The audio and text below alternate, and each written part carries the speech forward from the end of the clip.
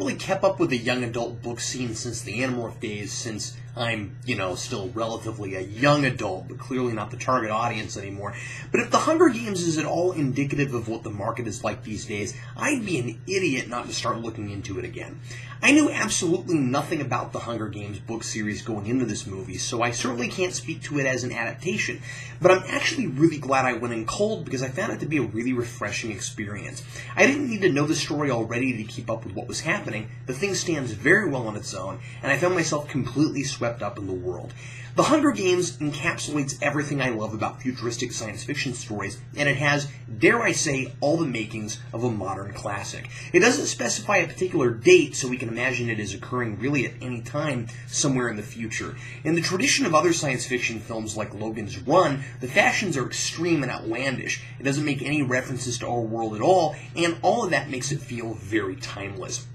It delivers a well-thought-out social commentary and expertly avoids being preachy by layering a lot of connected ideas on top of each other. It explores the exploitive nature of reality television. It explores freedom versus control by the state, and probably most importantly, it asks the question of how a nation achieves peace after a devastating war and what price is worth keeping that peace.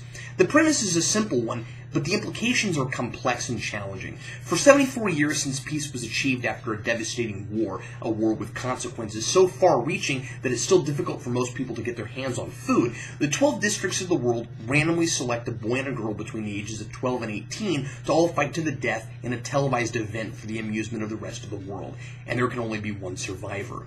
Naturally, my mind instantly went to Stephen King's The Running Man, but this is far from a ripoff of that, as the real-world social topics being explored are quite different. The Running Man put prisoners in a fight to the death, whereas Hunger Games is about sacrifice, a system set up to keep society in check.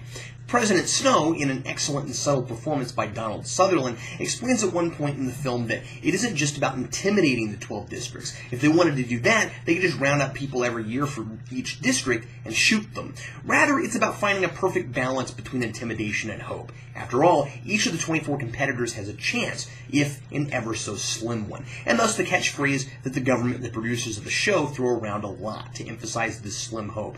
May the odds be ever in your favor. Knowing the film was based on a young adult series, I must admit I was surprised at how sophisticated the material is and how high the stakes are. From the very beginning, it was clear to me that there would be major consequences to characters' actions in this movie. I felt that the movie had such a credibility to it out the gate that any character might die at any time. I couldn't be sure that even our heroine, Katniss, would survive, just given the premise alone. This is a story written for teenagers, and from the outset we're told that 23 out of 24 of these teens are supposed to die.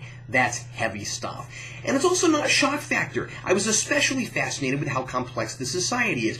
Nobody takes this lightly, even when they pretend to. It's as if it's presented as an entertainment because that's the only way anyone can stomach it. At no point do we see anyone in an audience applauding one of the contestants' deaths or cheering on one's attempt at murdering another. Sure, there are betting pools, and you get the sense that people are thrilled and excited to see the contest, but the contestants are treated like heroes for going through something so barbaric.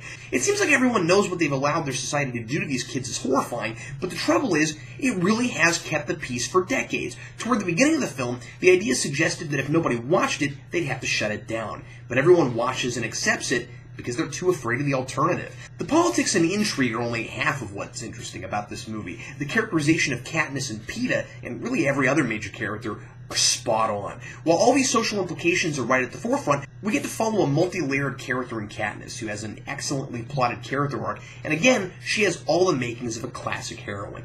Without giving too much away, she's introduced as extremely proactive, and she comes alive right away. She's given a very plausible background as to why she's such an expert marksman with a bow and arrow, and why she is an expert survivalist. She struggles with making people like her, which is necessary to making it out of the contest alive, and for many reasons that are revealed as the narrative progresses. One of the more personal themes that comes out is competitive strategy, as we see Katniss and Peeta go through their training and then compete against the other 22 in the games. We see very valid arguments for both sincerity and putting on a face. Katniss doesn't like to pretend, and Peeta finds it very natural to do that. But both also find merits in the opposite philosophy, and they learn something about themselves as their strategies, but also their convictions, are constantly challenged. I found them both extremely likable, and I was interested in what happened to each of them. I really loved Jennifer Lawrence's Mystique in X-Men First Class, and after seeing her completely own this character, it's safe to say she's quickly becoming one of my favorite actresses.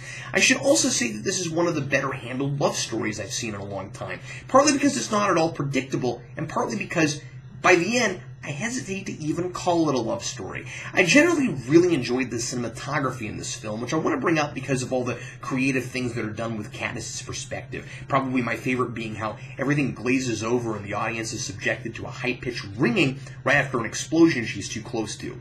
On the other hand, there are some moments of action that are too close and shaky to make out what's happening, which is fine for the sake of perspective. That's something I always took up for in Batman Begins, for example. But I only complain about it here because some of those shots go on long enough that they make me a little sick to my stomach.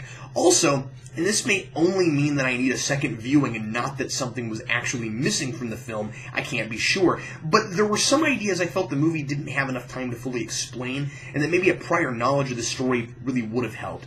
There was a major emphasis on the idea that in order to get very far in the contest, a challenger needs sponsors. I'm not sure there was enough of a payoff with that idea.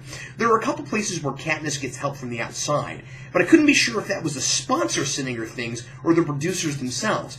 Now, given that in other places the producers manipulate the game and add lethal obstacles to kill off competitors more quickly and to keep the game more lively, I'm almost positive those are supposed to be from sponsors, but I would have liked that to have been made more clear, and I would have liked to know exactly who was sponsoring whom.